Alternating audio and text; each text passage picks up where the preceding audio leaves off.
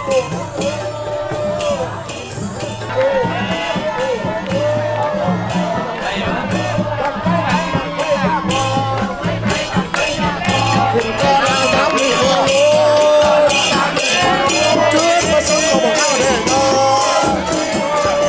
ายดีมื้อนี้สิพาไปเบิ่งบุญลาวอยู่ประเทศญี่ปุ่นซึ่งจัดขึ้นในทุกปีอยู่ที่สวนสาธารณะโยโยกิแต่ว่าปีนี้บรรยากาศและก็สภาพจะเป็นอย่างไรเดี๋ยวสิพาไปเบิ่งซึ่งงานนี้เขาจัดเป็นทุกปีเนาะแล้วปีนี้ก็คือคักคือทุกปีอะไรทุกๆปีจะมีอยู่2เวทีก็คือเวทีใหญ่และกับเวทีน้อยแล้วตอนนี้มาฮอดแล้วละนี่เป็นภาพทางหลังภาพรวมลงไปก็จะเป็นแบบนี้มีบรรดาห้านแต่ละห้านเขาว่างขายเครื่องของอาจจะเป็นของกินแล้วก็ยังจะมีพวกผ้าแพรผ้าไหมต่างๆเดี๋ยวจะลงไปเบิ่งกันเลยแล้วนี่ก็คือภาพบรรยากาศทางลุ่มเนาะถ้าคือเฟสทั่วไปนั่นแหละที่จริงไปเมื่อกี้ไปย่างไปน่ะบูธผ้าไหมล่ะเห็นผ้าไหมสำเนื้อเนี่ยเป็นผ้าไหมของแขวงตัวเองดีใจหลายกาสิเราประมาณว่านอกอันให้เบิ่งกันนะผ้าเป็นรวมๆประมาณนั้นแหละเนาะหลังจากนั้นถ้าไปเบิ่ง UST จะมีการแสดงของนักร้องลาวก็คือไอโอล่าว่ะที่เป็นนักร้องนำของ Black Eye แล้วก็มาแล้วก็ยังมีการแสดงฟ้อนของนักศึกษาลาวที่อยู่ในญี่ปุ่นนอกจากนั้นยังมีการเต้นของเน็ตไอดอลของญี่ปุ่นบอแล้วก็ยังมีวงต่างๆที่แสดงอยู่ในงานนะ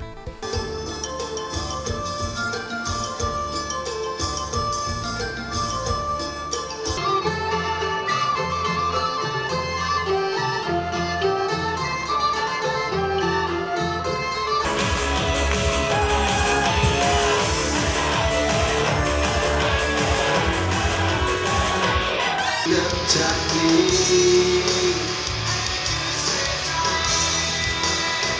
เท่านั้นเก่า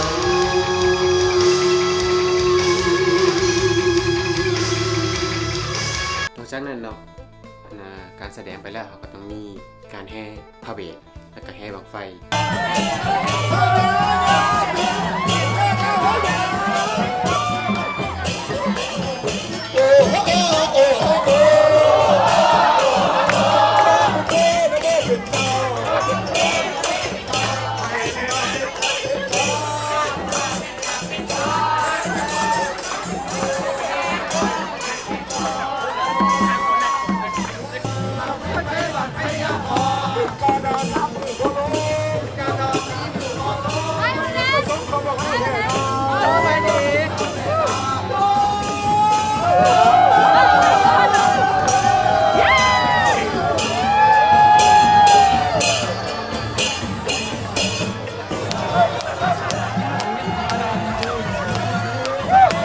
นอกจากการแห่แล้ว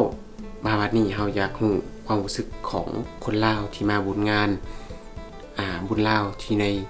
สวนสาธารณะแห่งนี้ก็เลยอาสาไปสัมผัสความรู้สึกของเขาเจ้าเขาทำถาดเกี่ยวกับความประทับใจกับบุญลาวเนี่ยเป็นยังไงรู้สึกยังไงรู้สึกว่าดีใจที่ว่าเขาสามารถเผยแพร่วัฒนธรรมลาวให้คนญี่ปุ่นแล้วก็คนประเทศอื่นๆที่ว่ามาอยู่ใกล้ๆนี่ได้รู้จักกันแล้วก็เขาก็ได้มีกิจกรรมร่วมกันกับพวกนักศึกษาแล้วก็คนลาวอยู่ญี่ปุ่นหลายๆเนาะรู้สึกว่ามีความหมายหลายและด้วยปีหน้าได้มีบ่มีส่วนๆเลยด้วยโดยปีหน้ามีอีกตลอดจะม่วนขึ้นตลอดเรื่อยๆเนาะแห่งคนลาวเขาที่มาหลายเขาได้แห่งดีคนญี่ปุ่นแห่งกันเพิ่มหลายขึ้นเรื่อยๆเนาะแล้วเขากลับมาโฆษณาเกี่ยวกับประเทศลาวใส่กันมาฟ้อนมาเต้นมารำยิ่งกันเนาะโอเคขอบใจหลายทางโซวาどうですか今日はとっても楽しいですけどでも暑い本来でもビアラウセーブライ毎年来てますか毎年来てます今年が一番楽しいですねあそうですかよかったですねいいね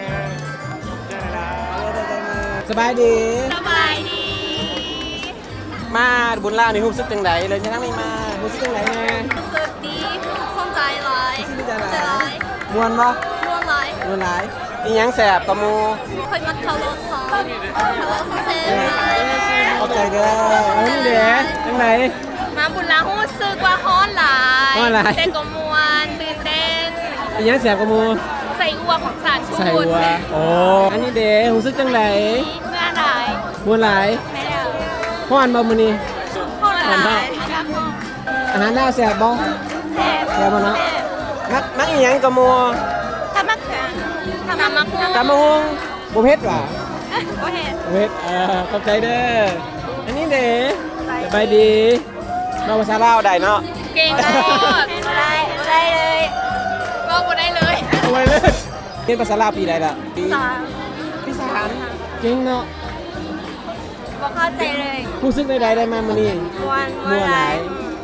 มักอาหารลาวมักอีหยัง มักคู่คือกันมักกุ้น มะฮุงตำมะฮุงอ๋อคือกัน ทำเป็ด เนาะ ทำเป็ด ได้เด้อ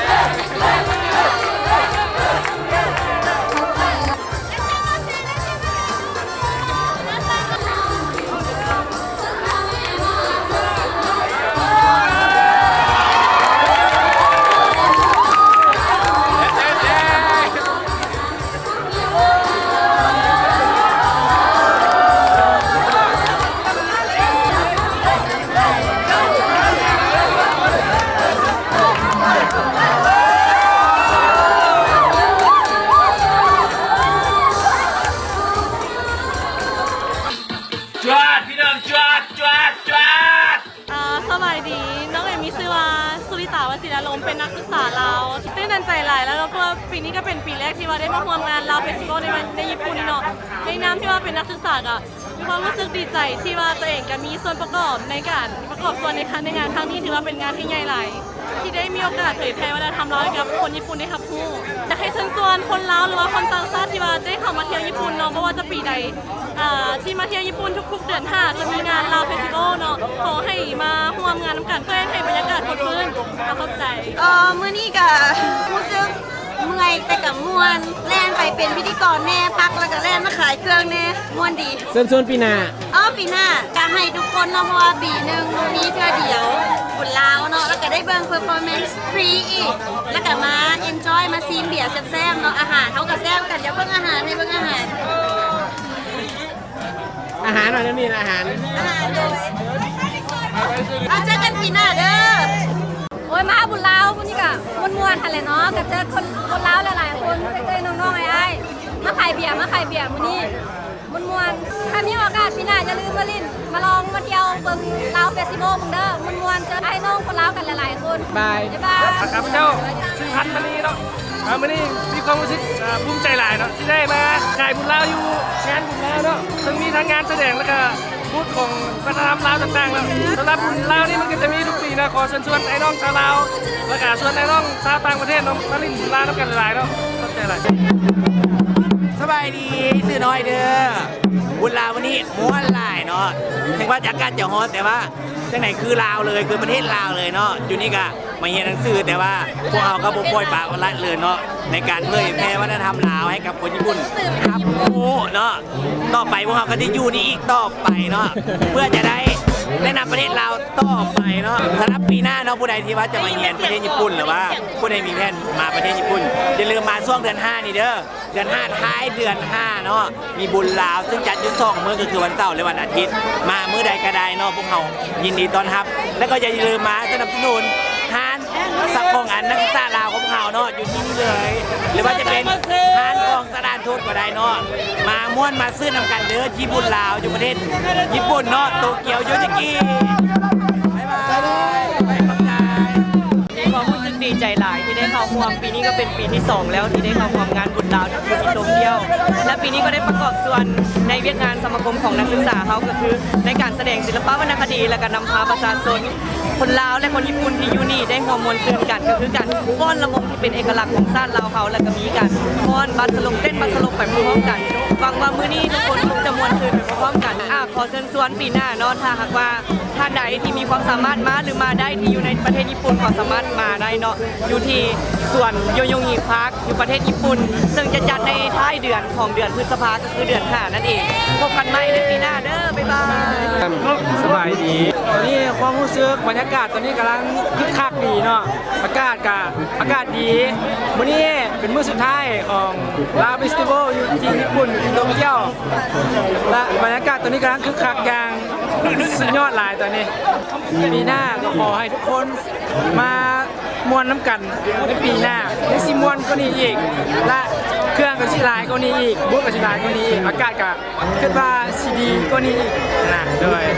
โอเคขอบใจขอบใจหลายความรู้สึกเนาะความรู้สึกจังไดเนาะ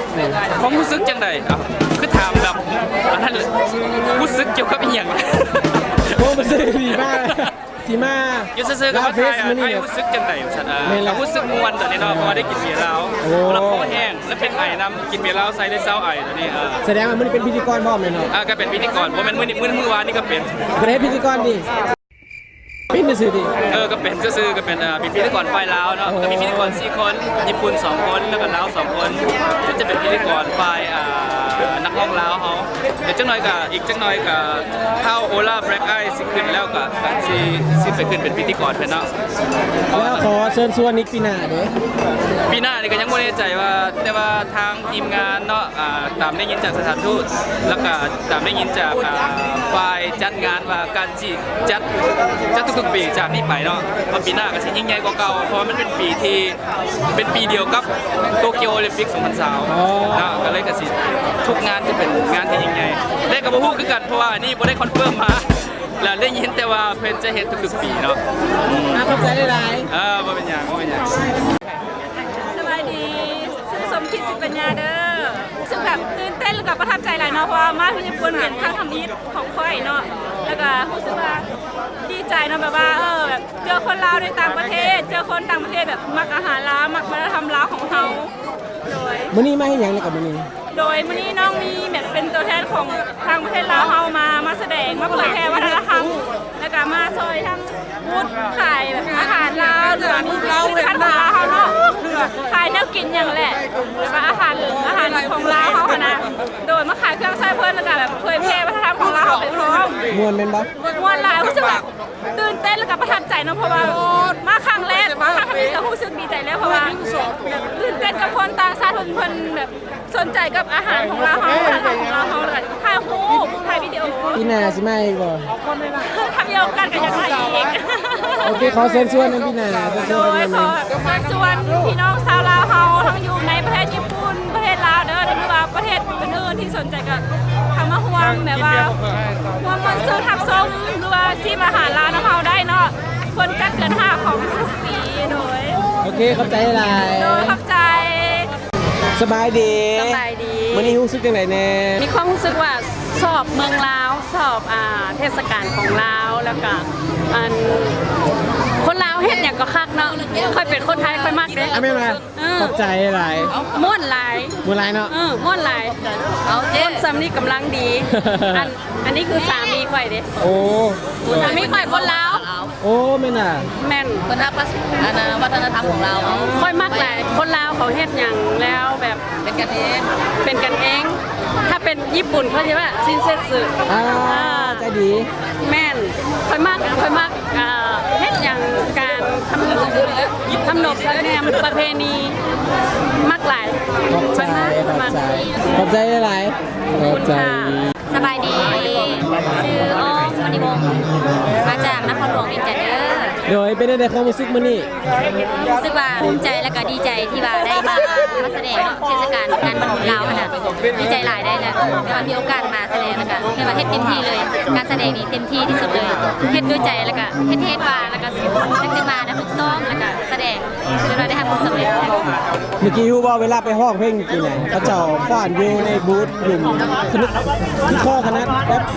นึกหลายเมื่อกี้นี่แม่นดีใจที่ว่าเวลาเขาร้องเพลงเนาะ จะมีคนเต้นคนม่วนแล้วก็มันคล้ายๆแบบว่ากำลังใจอันหนึงที่ว่านักห้องต้องการสินะปีหน้าเด้อคันว่ามีโอกาสได้มาอีกเทื่อนึงเนาะกันขอเชิญชวนพี่น้องทั้งชาวญี่ปุ่นหรือว่าลาวหรือว่าแต่ละประเทศเนาะที่ว่าเข้ามาร่วมงานกันขอเชิญมาร่วมงานวันทุนลาวของเขาเด้อ ใจเด้อ ใจ สบายดีข้าพเจ้าดาสูวรรณหงส์เนาะวันนี้ก็รู้สึกดีใจที่ว่าเห็นพี่น้องชาวลาวมาอยู่ญี่ปุ่นเนาะก็เป็นมวลซืนน้ำใจเฮาคือว่าครั้งแรกที่ว่าได้มาเยี่ยมยามทั้งประเทศพี่น้องเฮาญี่ปุ่นเฮาแต่ว่าพี่หน้าก็มีโอกาสเพิ่นปัญหาก็สิได้มาเรียนเชิญพี่น้องชาวลาวเฮามาเที่ยวทั้งประเทศญี่ปุ่นเฮาเนาะมวลซืนน้ำกันได้ กำลังสิขึ้นเวทีแม่นบ่ กำลังจะขึ้นเวทีอีกตอนนี้ก็ได้ เดี๋ยวไปเจอกันเนาะ เดี๋ยวเจอกันอยู่ทั้งเวที โอเคเจอกันขอบใจหลาย ใจนะ สบายดี รู้สึกยังไงมื้อนี้เนี่ย อากาศรู้สึกม่วนซื่นขายเครื่องม่วนๆคือได้ ได้เงินหลายบ่ ได้หลายอยู่บ่ทันได้นับบ่ได้เท่าใดอากาศเชิญชวนหลายๆคนมาเล่นบุญลาวน้ำกันเขามีวัฒนธรรมมีการฟ้อน มีการรำมีการร้องเพลง มีการโชว์ศิลปะม่วน ฝากเด็กเซียนอีกดูว่าแซ่อีกดู ๆนะ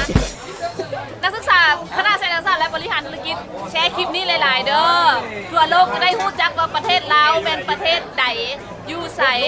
มีวัฒนธรรมแนวใด ขอบใจเด้อ สบายดี ซื้อ ชื่อว่ากิเมตาก็รู้สึกว่ามวนหลาย เพราะว่าปีหนึงมีเทื่อเดียวก็มีโอกาสได้มาเจอหลายๆ คนก็เลยแบบรู้สึกอบอุ่นคือบรรยากาศอยู่แล้วปีหน้าก็จัดเดือน5อีกแล้วก็ถ้าใครมีเวลาก็มาเล่นบุญลาวน้ำกันเด้อ ขอบใจ ชื่อ ชื่อว่าแอนนาวันนี้รู้สึกว่าวันที่จริงเมื่อวานนี่ก็มาแต่มื้อนี้แบบเต็มที่หลายแล้วก็ได้เฮ็ดกิจกรรมหลายอย่างรู้สึกว่าเข้าถึงวัฒนธรรมเราวได้แบบหลายที่สุดแต่เสียดายเด็กคนน้อยหนึง ม่วนบ่ ม้วนฝากถึงปีหน้าว่าอยากให้ทุกคนลองมาเบิ่งเด้อเพราะว่างานเราเฟสติวัลมีปีหนึ่งเทื่อหนึ่งแล้วก็มีกิจกรรมหลายอย่างแล้วก็มีอาหารมีโชว์มีนักร้องทั้งลาวแล้วก็ทั้งญี่ปุ่นอยากให้ทุกคนเจอมามวนน้ำกันทุกครั้งใช้เวลาให้เป็นประโยชน์ขอได้เลยคุ้มค่า ขอบใจ มื้อนี้เนาะพอดีเฮามีหมู่คนต่างประเทศมาสวยเวียดอยู่บูธนักศึกษาลาวก็เลยว่าสิสัมภาษณ์เพิ่นหน่อยหนึง Sabaydi. I am Nicolas Ferrer. I'm just Nico from Spain, Barcelona. I'm a research student here studying at Tokyo University in Kashiwa. And I just a research student now, but I plan to apply for a master's and stay in Japan for up to 3 or 4 years. Oh yeah, because we are in the same university, so we Yeah. are university mate actually. Yeah. But we first met here Yes, exactly. in Lao Festival, Yeah. not in university. Yeah, actually our campus is like 25 kilometers away. So it's not easy to meet each other, but we can meet each other here, so Yeah. it's really good. Yeah. But actually, you are a friend of my friend, right? Yes, exactly. So what do you think about Lao Festival? I really think it's great. I had been before to like some Thai festival Okay. and I liked it like in London and in Spain and I thought that this could be nice, but it was even above my expectations. So it was really a lot of fun. There's like celebrations every 2 hours. There's some festival and people are like really like the Lao traditional celebration, right? Yeah. So like we have some like people procession, Yeah, like walking around, right? Yeah, So, walking around and then walking the dragon yeah, fireworks. yeah, that's the fireworks one. Do you enjoy Yeah. this one? So because you come to help us in the Lao student booth as well. Yes, I So did. what do you think about that? About the booth. Yeah, the booth. Okay. Well, I mean, I have been volunteering in Spain in Wow. some association before. Yeah, actually, I wanted to volunteer because I kind of missed that kind of thing. Oh. But it's been super nice because all the people here in the booth, Okay. they were like. It was like a constant party. Of course, we were doing things properly, but Yeah, everyone was. outside. Yeah. We are playing while working. Exactly. Yeah, and I liked it very much. The energy that you get is like super nice. There's just work and drink, something like that, right? Yeah, also. And this time you also have a chance to try Lao food. Yeah. Like, so what do you think about that? Do you like it? Yeah, I liked it. I didn't expect there to be so many spicy things. Okay. I mean, for me it's okay because I'm a little used to it. But if for me like 10 years ago it would have been impossible to eat it Because I think you have been to so many countries, right? So Some it's countries, kind of yeah. like you get used to a lot of some the food from yeah, various countries. Yeah, I like to try everything. So, So yeah, that's good for you. Yeah, actually about the food also, I was surprised that because Laos is a country that doesn't have a sea, but there is some fish. It's fermented fish, some okay. kind of sauce of vinegar, and it's in many of the dishes. So it's a little surprising for me that it's in so many places since Laos doesn't have a sea. But I Like, guess from the Mekong. Actually, personally, I have never tried Spanish food. Okay. So, comparing to Spanish food, what do you think? Like, is it really, really different, or there's some kind of similarity between Lao food? Well, that's kind of difficult to say because in the end, almost all of the foods are similar in some way because people need to survive. Okay, so there's a lot of carbohydrates. Here, there's a lot of rice. Yeah. Actually, it's very funny because the sticky rice that it reminds me of what we as children do with the bread. We take the white part of the bread and we press it also. I see. And with that also you can do like rubbers to erase pencil. And that's very similar to what you do with sticky rice. But it's not like an official dish, it's something that kids do. Yeah. So, But here in Laos, actually, the real Lao authentic, that's the way we eat. Like we eat the sticky rice with our hand. We just dip everything in using our hand. That's the real Lao authentic food. Yeah, and the that's, way, I mean, it's practical. You don't need to get like your forks or anything. You can eat at any time. And it's convenient. And they do it in also in many parts in India also traditionally. Okay, so do you enjoy the festival? Yes, I enjoyed it very much. So thank you very much. Yeah, thanks for inviting Thank you very me. much. Having me. โอเคขอบใจหลายสำหรับการสัมภาษณ์วันนี้เนาะเดี๋ยวเจอกันต่อไป はい初めてですねランプスはい、ランス初めてで、感想はすごい賑やかですごい楽しいです。私の友達。今感想待ってめちゃくちゃ楽しかった今ね感想のことをね聞いてるんですけど、感想はどうですかってラオス最高ラオスはね大好きですラオス行きたい。行きたい。おしら何食べてるのガパオってラオスなのラオスのいやタイの店のじゃないねえラオスフェスティバルに来るのにさなんでタイここにあったもんそうสบายดีชื่ออายาโนะชื่อเราชื่อว่าส้มโอ มีความรู้สึกจังไดแน่มื้อนี้ม่วนบ่ ความจริงอยากมาแต่เช้าแต่ว่ามีเวียก โอ้ฮักกะมาว่ะ แม่นฮักกะมาแต่ว่ามาซื้อๆกันม่วน กินเบียร์เหล้าบ่ตอนนี้ กินเบียร์เหล้าหน่อยนึงอาจารย์เอาให้งานเรามีอาหารเซฟๆมีงานแสดงม่วนแล้วก็มีเบียร์เหล้าหลายๆเลยต้องมา เข้าใจเด้อ โดย บ๊ายบาย บ๊ายบาย สบายดี สบายดีเราเฟสมวนหลายมาดีกว่า ありがとうございます ขอบใจ หลาย เจ้าแก้มมาแก้มปลาไหลท่านได้กินแกงไก่นอยาสุไหลนอแกงซีนตาตีโยนเปตกใจ สบายดี โดยมื้อนี้มีความรู้สึกจังไดแน่ วันนี้มีความรู้สึกที่ว่าดีใจหลายเนาะที่ว่าบุญลาวที่ประเทศญี่ปุ่นปี 2019 นี่ถือว่าคือขึ้นหลาย ประชาชนลาวที่อาศัยอยู่ประเทศญี่ปุ่นนี่ก็มาเกือบว่าครบหน้าครบตาหมดทุกคน โดย นักศึกษาแล้วก็พนักงาน